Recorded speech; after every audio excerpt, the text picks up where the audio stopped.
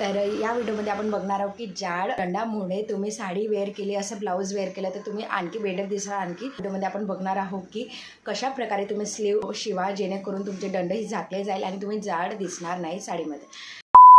नमस्कार मंडळी, तर तुम्ही कसे आहेत? आय होप तुम्ही सर्व ग्रेट असाल. तुमच्यासाठी घेऊन आले मी सुंदर असा व्हिडिओ सुरू करायच्या आधी माझ्या चॅनल नवीन आले असेल तर चॅनलला सबस्क्राईब करा आणि बेल आयकनला प्रेस करायला विसरू नका, जेणेकरून माझ्या चॅनलचे व्हिडिओचे नोटिफिकेशन तुम्हाला नेहमी मिळत जाईल. तर जास्त बडबड न करता चला सुरू करूया व्हिडिओ. Let's get started. योग्य स्लीव डिझाईनची निवड केली तर आपले दंडही झाकून जाईल. तर फर्स्ट स्लीव आहे फुल स्लीवचा ब्लाऊज. फुल स्लीवचा ब्लाऊज रेडी पण सुरू आहे, तर आपण फुल स्लीवचा ब्लाऊज पण नक्कीच शिवू शकता, जेणेकरून आपले दंड हे पूर्ण फिटून फिट टाईट होईल आणि आपले दंडही जास्त दिसणार नाही. यामुळे तुम्ही फुल स्लीवचा ब्लाऊज नक्की शिवू शकता. त्यांच्यामुळे तुम्ही तुमचा लुक ही क्लासी लुक दिसेल. आणि नेक्स्ट आहे elbow length slew.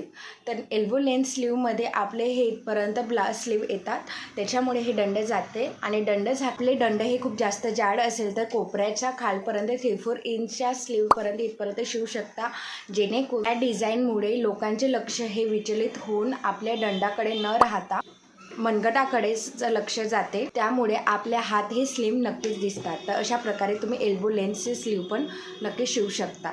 Next bell slew हे कोपऱ्यापर्यंत टाईट असतात आणि इथून असं घेर असतात, तर त्याच्यामुळे तुमचा दंड हे झाकून जाईल आणि दंड तुम्हाला जास्त जाड दिसणार नाही. आणि हा घेरा असल्यामुळे थोडा स्टायलिश लुक येईल आणि थोडंसं बटरफ्लायसारखं फील होईल स्लीवमध्ये आणि थोडा लेटेस्ट डिझाईन होईल, थोडा इंडो वेस्टर्नच्या लुकमध्ये चाललं जाईल आणि तुम्ही 4 चौघामध्ये नक्कीच उठून दिसता या स्लीवने. तर तुम्हाला तुमच्या साडीवर तुम्ही बेल स्लीवचं ब्लाऊज नक्कीच शिवू शकता. फक्त तुम्हाला सांगते, जे सॉफ्ट सिल्क आणि हलक्या कपड्याच्या साड्या असेल तर त्याच्यावर नक्कीच तुम्ही बेल स्लीव नक्की शिवू शकता.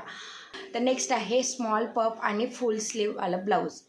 तर याच्यामध्ये कसं आहे की ते छोटासा पफ घ्या, म्हणजे असं आता कोणाचं गैरसमज असते की आपण पफवाले स्लीवचं ब्लाऊज शिवलं तर आपण आणखी जाड दिसू. थोडा पफ द्या आणि पूर्ण फुल स्लीव द्या आणि ते खूप सुंदर दिसते. तुम्ही काटापत्र्या साडीवर पण वेअर करू शकता आणि तुम्ही स्मूथ हलक्या साड्यावर पण नक्कीच वेअर करू शकता आणि थोडं नवीन लेटेस्ट टच देऊ शकता तुम्ही तुमच्या साडीला आणि ब्लाऊजला पण. तर ब्लाऊज साडीचं लुक पूर्ण ब्लाऊजवर डिपेंड असते. तुम्ही ब्लाऊजच परफेक्ट शिवा आणि जेणेकरून तुमच्या साडीचा लुक पण आणखी चांगला उठून दिसेल. तर तुम्ही स्मॉल पफ आणि फुल स्लीवचा ब्लाऊज नक्की शिवू शकता. नेक्स्ट आहे net and organza slew.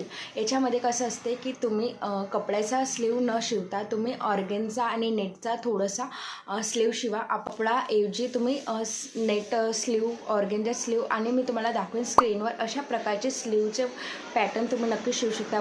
Puff, थोडंसं ऑर्गेन्झा आणि नेटचा फॅब्रिकचा आपण स्लीव शिवले तर आपले दंड हे झाकून जाईल आणि थोडंसं स्टायलिश नक्की दिसाल. तर अशा प्रकारचे तुम्ही नेट्स आणि ऑर्गेन्झा स्लीवचं ब्लाऊज नक्की शिवू शकता. ते पण अशा प्रकारचे स्लीवचे ब्लाऊज आहे, तुम्ही नक्कीच अशा पॅटर्नचे स्लीव्स शिवा तर नक्कीच तुमचे दंडही झाकून जाईल आणि तुमचा लुक ही चांगला दिसेल, 4 चौघामध्ये उठून नक्की दिसेल. कसा वाटला हा व्हिडिओ कमेंटमध्ये नक्की सांगा आणि माझा व्हिडिओ थोडासा तरी आवडला असेल तर लाईक करा, शेअर करा, जास्तीत जास्त लोकांना शेअर करा, जेणेकरून त्यांना पण हा व्हिडिओ हेल्पफुल वाटेल.